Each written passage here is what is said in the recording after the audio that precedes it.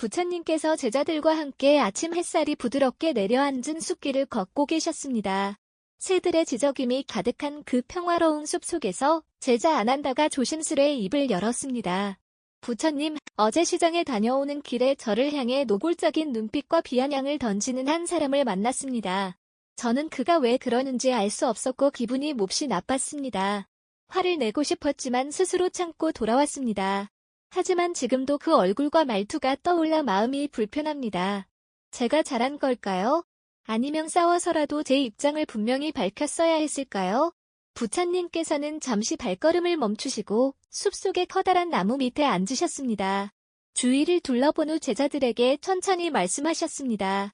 아난다야, 그대가 불에 손을 대면 그 불은 그대를 태우지. 그렇다고 불을 향해 화를 낸들 그 불이 사라지겠느냐? 원한을 원한으로 갚는다면 세상은 끝없이 불타게 된다. 그러나 그대가 그 불을 바라보며 한 발 물러선다면 그 불은 그대에게 더 이상 아무 해도 끼치지 못할 것이다. 여러분, 오늘의 방송은 누군가를 원수처럼 느낄 때, 그 사람과 마주했을 때 어떻게 해야 내 마음을 잃지 않고 그 상황을 지혜롭게 넘어갈 수 있을지를 함께 나눠보는 시간입니다. 세상을 살다 보면 정말 이해할 수 없는 사람, 나를 시기하고 미워하고 근거 없는 오해로 공격하는 사람을 만나게 됩니다.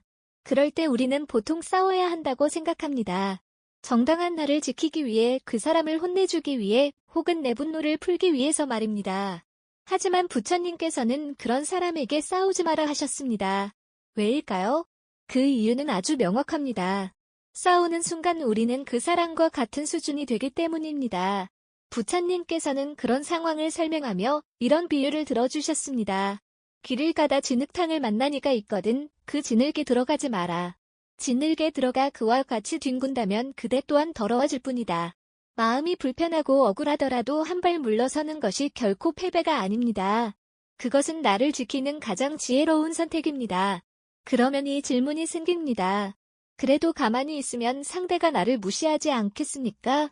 이 질문은 너무나 당연한 것입니다. 그래서 오늘 이야기의 시작에서는 무시당하지 않으면서도 싸우지 않는 법, 즉 부처님께서 알려주신 원수를 이기는 진짜 방법을 하나씩 나눠보려 합니다. 첫 번째 방법은 감정의 방어벽을 세우는 것입니다. 상대가 아무리 거친 말로 내 감정을 흔들려 해도 내가 그것에 휘둘리지 않고 내 마음 안에 울타리를 세운다면 상대는 힘을 잃게 됩니다. 그 울타리는 바로 침묵입니다. 부처님께서는 말씀하셨습니다. 침묵은 때로 가장 큰 응답이 된다. 말로 대꾸하는 순간 그대는 그 싸움의 일부가 된다. 사람은 자신의 말이 상대에게 영향을 주지 못할 때 혼자 힘을 잃습니다. 침묵은 그 사람을 무시하는 게 아니라 내 마음을 지키는 보호막입니다. 두 번째 방법은 관심을 주지 않는 것입니다. 여러분, 상대가 나를 괴롭히는 이유 중 하나는 나의 반응을 즐기기 때문입니다. 내가 화내고 속상해하고 말다툼을 할수록 상대는 더 자극을 느낍니다. 그런데 내가 무관심으로 일관하면 그 사람은 점점 지쳐 떨어지게 됩니다. 부처님께서도 이런 경우를 두고 마음이 닿지 않는 이에게 그대의 정성을 낭비하지 말라고 하셨습니다. 말하자면 내가 그 사람에게 줄 수 있는 감정의 에너지를 절약해야 한다는 것입니다.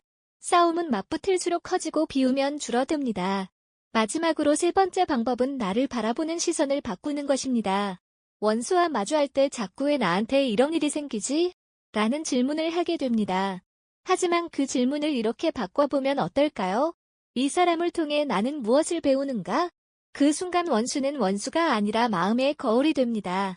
그 사람의 행동이 내 안에 어떤 감정을 건드리는지, 나는 어떤 부분에서 약한지를 알아차리는 계기가 되는 것입니다. 부처님께서는 이런 말을 남기셨습니다. 그대를 괴롭게 한 자가 있었기에 그대는 고요한 마음을 찾게 되었고, 그대를 무시한 자가 있었기에 그대는 겸손을 배웠으며, 그대를 떠난 자가 있었기에 그대는 자립을 알게 되었다. 지금 여러분 앞에 원수처럼 느껴지는 누군가가 있더라도 그와 싸우기보다 한 걸음 물러서서 그 상황을 배움의 시간으로 바꾸신다면 그 사람은 더 이상 여러분의 삶을 흔들 수 없게 됩니다. 다음 파트에서는 실제 부처님 당시 있었던 한 제자의 원한과 분노, 그것을 극복해낸 이야기 속에서 우리가 어떤 실천을 해야 할지를 자세히 다루겠습니다. 마음이 흔들릴수록 한 발 물러나서 자신을 지키는 것, 그것이 부처님께서 가르쳐주신 진짜 강한 자의 자세입니다. 부처님께서 사위성 기원정사에서 설법을 마치시고 제자들과 함께 대나무 숲길을 걷고 계셨습니다. 그 길은 조용했지만 어디선가 한 여인의 통곡 소리가 바람에 실려 들려왔습니다. 그 소리를 들은 제자 목녀는 발걸음을 멈추고 부처님께 물었습니다. 스승님, 저 여인은 왜 그렇게 울고 있습니까? 무언가 크나큰 원한이 있는 듯합니다. 부처님께서 조용히 말씀하셨습니다. 저 여인은 오랜 시간 자신을 괴롭힌 사람에게 복수를 꿈꾸며 살아오니다. 하지만 이제 그 복수가 이루어졌음에도 마음은 더욱 공허하고 허망할 뿐이다. 원한은 원한으로는 결코 사라지지 않는다. 여러분, 복수는 잠시 통쾌할 수는 있지만 그 뒤엔 반드시 허무함과 씁쓸함이 따릅니다. 우리가 원수에게 지지 않으려면 싸우거나 복수하는 방식이 아니라 내 삶의 고요를 지키는 방식을 배워야 합니다. 오늘은 그 고요한 지혜를 부처님의 한 제자였던 앙골리말라의 일화를 통해 함께 나누고자 합니다. 앙골리말라는 한때 1000명을 죽이고 그 손가락을 엮어 목걸이를 만들었다 하여 세상에서 가장 잔혹한 도적으로 알려졌습니다. 모두가 그를 두려워했고 그 이름을 듣기만 해도 마을 사람들은 떨었습니다. 하지만 부처님께서는 그가 있는 숲으로 직접 찾아가셨습니다. 앙골리말라는 그때도 사람을 죽이기 위해 칼을 들고 있었지요. 부처님을 향해 달려드는 그에게 부처님은 도망가지 않으시고 조용히 말씀하셨습니다. 그대는 왜 이리 더 고통스러운 길을 택하였는가? 앙골리말라는 소리쳤습니다. 세상은 나를 먼저 배신했고 모두가 나를 짓밟았기에 나는 이렇게 살아야 했습니다. 그러자 부처님께서는 이렇게 말씀하셨습니다. 누가 너에게 그 길을 강요했느냐? 너의 마음이 너를 인도한 것이지. 칼로 상처낸 자는 칼보다 더 날카로운 괴로움에 스스로 베이는 법이다. 그 말을 들은 앙골리말라는 칼을 떨구고 무릎을 꿇었습니다. 그리고 이렇게 고백했습니다. 저는 제 인생에서 이토록 조용한 말 한마디에 이토록 큰 파도가 일어난 건 처음입니다. 여러분, 진짜 강한 말은 목소리가 큰 말이 아닙니다. 누군가의 마음에 고요히 다 변화를 이끄는 말이 진짜 말입니다. 앙골리말라는 그날 이후 스스로 출가하였고 부처님의 제자가 되어 수행에 전념하였습니다. 사람들은 처음에 그를 거부했습니다. 그가 걸어가면 아이들이 울고 어른들이 돌을 던졌습니다. 하지만 그는 묵묵히 고개 숙인 채 돌을 맞으며도 다시 일어났습니다. 몇 해가 지난 뒤 그는 사문이 되어 마을에 들어가도 아무도 손가락질하지 않았습니다. 그 사람의 눈빛과 마음이 변했기 때문입니다. 부처님께서는 그를 보며 제자들에게 이렇게 말씀하셨습니다. 참회는 말로 하는 것이 아니다. 그대의 삶이 바뀌는 것이 참회다. 그대의 침묵이 바뀌고 그대의 발걸음이 바뀌고 그대의 눈빛이 바뀔 때 사람들은 그대를 다시 보게 된다. 여러분, 여기서 우리가 배울 수 있는 교훈은 단 하나입니다. 원수를 만났을 때 우리가 해야 할 일은 복수나 싸움이 아니라 그 사람과의 고리를 조용히 끊는 것입니다. 그 사람과의 인연을 감정으로 되갚지 않고 내가 어떤 삶을 살 것인가로 응답하는 것이 부처님이 말씀하신 길입니다. 혹시 지금 마음속에 원한을 품고 계신가요? 어떤 사람이 생각날 때마다 속이 끓고 눈물이 나시나요? 그렇다면 그 사람을 향한 감정을 그대로 행동으로 옮기기 전에 잠시 멈추고 스스로에게 이렇게 물어보세요. 내가 지금 싸워서 얻고 싶은 것은 무엇인가? 정말 이 싸움 끝에 내 마음은 자유로워질까? 이 질문에 정직하게 답하다 보면 부처님의 가르침처럼 진짜 자유는 침묵과 용서 안에 있음을 깨닫게 될 것입니다. 원수와 마주했을 때 말 한마디 없이도 상대가 나를 더 이상 건드리지 못하도록 만드는 내면의 힘, 즉 존재감에 대해 자세히 이야기 나누겠습니다.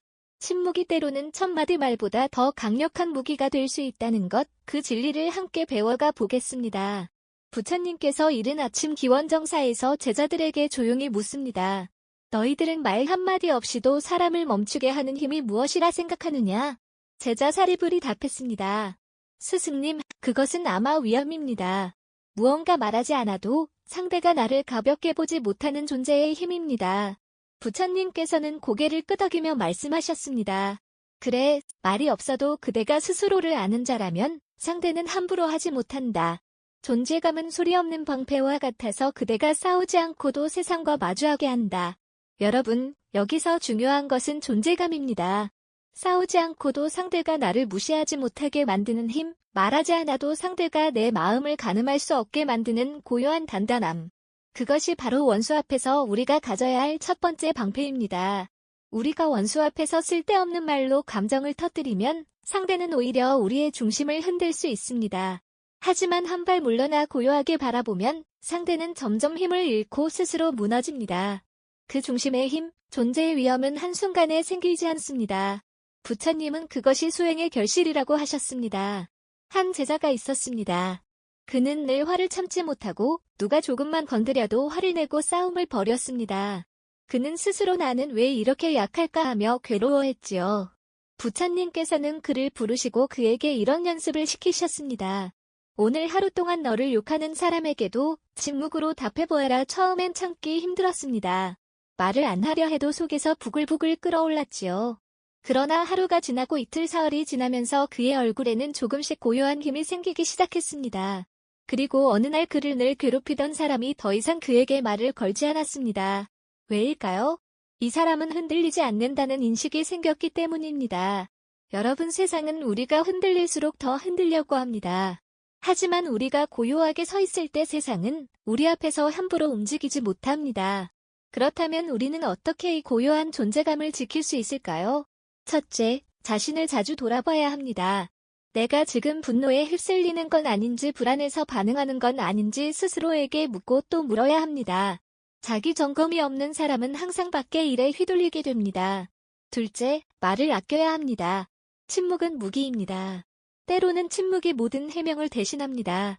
말을 줄이면 생각이 깊어지고 생각이 깊어지면 감정이 흔들리지 않게 됩니다. 셋째, 행동을 바르게 해야 합니다. 말보다 강한 건 행동입니다. 당당하게 걷고 고개를 숙이지 말고 무리해서 웃지도 마세요.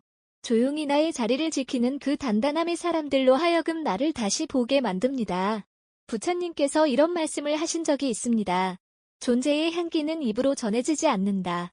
그대가 어떻게 걷고 어떻게 앉고 어떻게 바라보는가에 이미 그대의 마음이 담겨 있다. 여러분, 원수 앞에서 크게 소리 지르는 사람보다 조용히 웃으며 한 발 물러서는 사람이 더 무섭고 더 단단한 법입니다.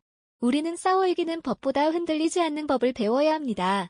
싸우지 않고도 상대의 마음을 꺾는 부처님의 자비의 기술에 대해 함께 나눠보겠습니다. 그것은 원수를 용서하는 말이 아니라 원수가 더 이상 나에게 말을 꺼내지 못하도록 자연스럽게 멀어지게 만드는 부처님의 또 다른 지혜입니다. 함께 깊이 들여다보겠습니다. 부처님께서 제자들과 함께 앉아 계실 때였습니다. 한 제자가 일어나 조심스럽게 고개를 숙이며 물었습니다. 부처님, 제가 계속 수행을 해도 누군가가 저를 업신 여기고 뒤에서 험담하고 대놓고 저를 피하는 것을 느낍니다. 화가 나기도 하고 억울한 마음도 있습니다. 저는 싸우고 싶지 않지만 가끔은 저도 사람인지라 그들에게 한마디 하고 싶은 마음이 듭니다. 이 마음을 어떻게 해야 할까요? 부처님께서는 그 제자를 바라보시고 부드럽게 웃으며 말씀하셨습니다. 어리석은 사람은 돌을 들고 강을 건너려 한다. 그러나 돌은 그대를 바닥으로 끌어당길 뿐이다. 그대가 건너야 할 것은 싸움이 아닌 고요이다. 여러분, 원수에게 침묵하는 것, 싸우지 않는 것만으로는 부족할 때가 있습니다. 마음속 깊은 곳에서 억울함과 분노가 끓어오를 때 우리는 그 감정을 다스리는 더 깊은 내면의 기술이 필요합니다. 그것이 바로 자비의 기술입니다. 부처님께서는 자비는 힘이라고 하셨습니다. 약자의 선택이 아니라 강자의 여유이며 모든 감정을 거둔 뒤에야 쓸 수 있는 마지막 무기입니다. 자비는 말로만 하는 용서가 아닙니다. 그 사람을 위해 기도하라는 것도 아닙니다. 진정한 자비란 내 안의 감정을 정리하여 상대를 더 이상 내 마음에 머물지 않게 하는 것입니다. 한 가지 에피소드를 나누겠습니다. 부처님 시대에 한 여인이 있었습니다. 그녀는 같은 마을의 다른 여인에게 오랜 세월 시기와 험담을 당해왔습니다. 심지어 그녀의 가족까지도 그로 인해 오해를 받고 고통을 겪었습니다. 그녀는 울며 부처님을 찾아와 말했습니다. 스승님, 저는 그 여인을 절대 용서할 수 없습니다. 그녀가 제게 가한 고통은 너무도 큽니다. 그러자 부처님께서는 고요히 그녀에게 한 가지 과제를 주셨습니다. 그대가 시장에 가거든 그 여인이 자주 가는 길목에 작은 연꽃 씨앗을 하나 심어라. 그리고 물을 주되 그 여인의 얼굴을 떠올리지 말고 꽃이 피는 모습을 상상하며 그 마음을 가꾸어라. 처음엔 마지못해 그 일을 시작했던 그녀는 며칠이 지나며 자신의 감정의 변화가 생기는 걸 느꼈습니다. 더 이상 그 여인의 얼굴이 분노의 대상이 아니라 자신의 마음을 돌아보는 거울처럼 느껴졌던 것입니다. 그리고 꽃이 피었을 때 그녀는 이렇게 말했습니다. 이 연꽃은 내 분노의 끝에서 피어난 꽃입니다. 이제 나는 그 여인을 미워하지 않습니다. 다만 내 안에 있던 상처를 돌보지 못한 내가 조금 미웠을 뿐입니다. 여러분, 이것이 바로 부처님이 말씀하신 자비의 기술입니다.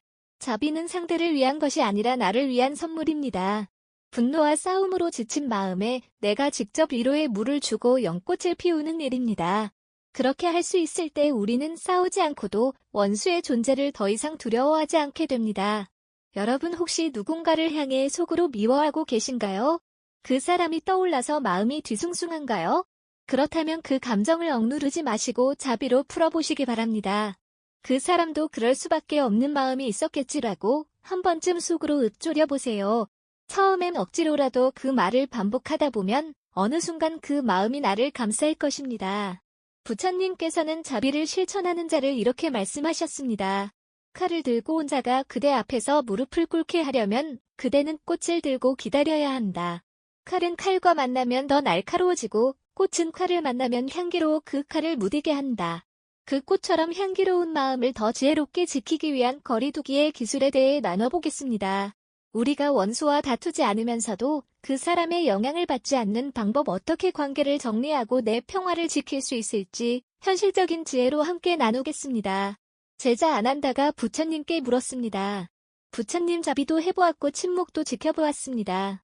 그러나 여전히 그 사람은 저를 괴롭히고 자꾸 저를 시험합니다.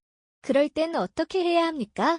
그 사람과 계속 마주하는 것 자체가 고통일 뿐입니다.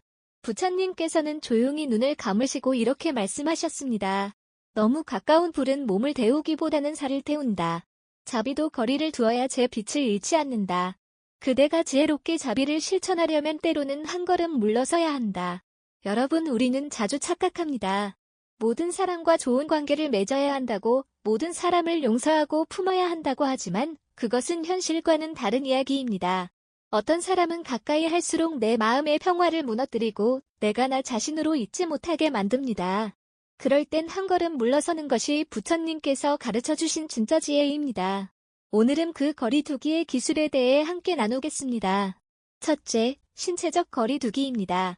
말 그대로 그 사람과 물리적인 거리를 두는 것입니다. 꼭 말을 하지 않아도, 꼭 싸우지 않아도 그 사람의 자리에 내가 있지 않으면 그 갈등은 점차 옅어집니다. 부처님께서는 이런 말씀을 하셨습니다. 칼이 날카롭거든 그 칼을 피해야 한다. 무기가 바닥에 떨어질 때까지 그 앞에 서지 마라. 어떤 사람은 끊임없이 말을 던지고 상대를 자극하고 비난을 일삼습니다. 그때는 말로써 제압하는 것이 아니라 그 공간 자체를 떠나는 것이 더 큰 지혜입니다. 말을 안 했다고 패배한 것이 아닙니다. 물러섰다고 약한 것이 아닙니다. 내가 나를 지켰다면 그것은 승리입니다. 둘째, 감정의 거리두기입니다. 말과 행동을 멀리했다 해도 마음은 여전히 그 사람에게 매달려 있다면 그 사람은 여전히 나를 지배하고 있는 것입니다. 이런 감정의 거리두기는 반복된 자기 다짐에서 시작됩니다. 나는 더 이상 그 사람에게 영향을 받지 않겠다. 이렇게 마음속으로 하루에 10번 스스로에게 다짐하세요. 그리고 만약 그 사람의 말이나 행동이 자꾸 떠오른다면 이렇게 말해보세요. 그건 그 사람의 이야기이고 나는 그 이야기에서 빠져나왔다. 그 말은 내 감정을 그 사람에게서 점점 분리시키는 강력한 주문이 됩니다. 셋째, 기대의 거리두기입니다. 가장 큰 괴로움은 왜 저 사람은 나를 이해하지 않을까라는 기대에서 시작됩니다. 하지만 부처님께서는 말씀하셨습니다. 모든 이가 그대를 이해할 필요는 없다.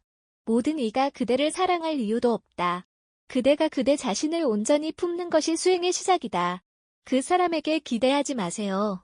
그가 사과하길, 그가 변하길, 그가 널 인정하길 기대하지 않으면 마음은 훨씬 가볍고 자유로워집니다. 여러분, 관계를 잘 맺는 것도 중요하지만 더 중요한 것은 관계를 잘 정리하는 법입니다.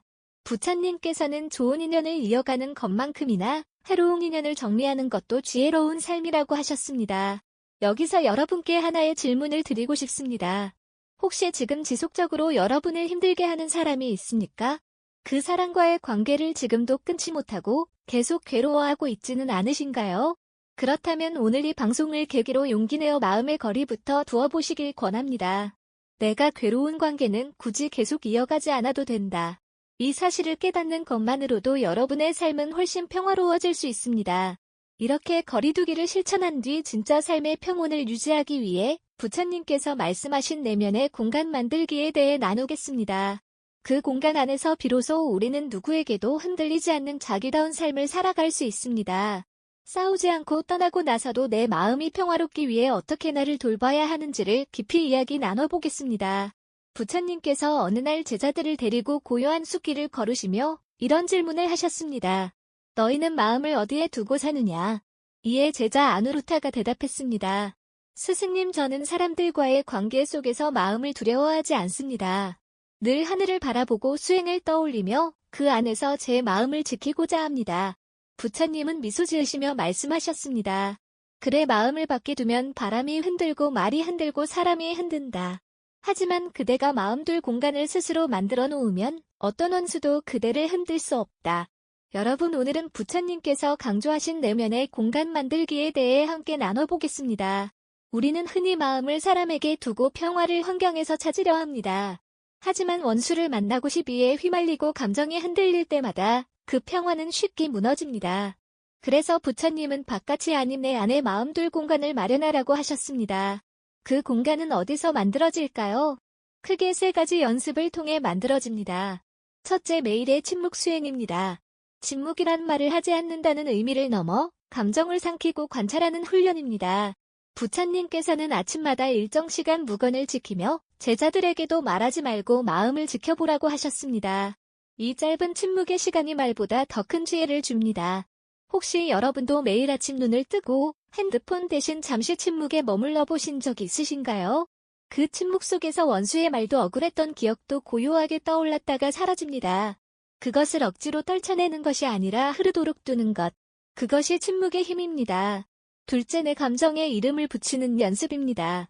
우리는 종종 막연하게 짜증난다, 답답하다고 말하지만 그 감정이 정확히 어떤 불편함인지 제대로 알아차리지 못한 채 반응합니다.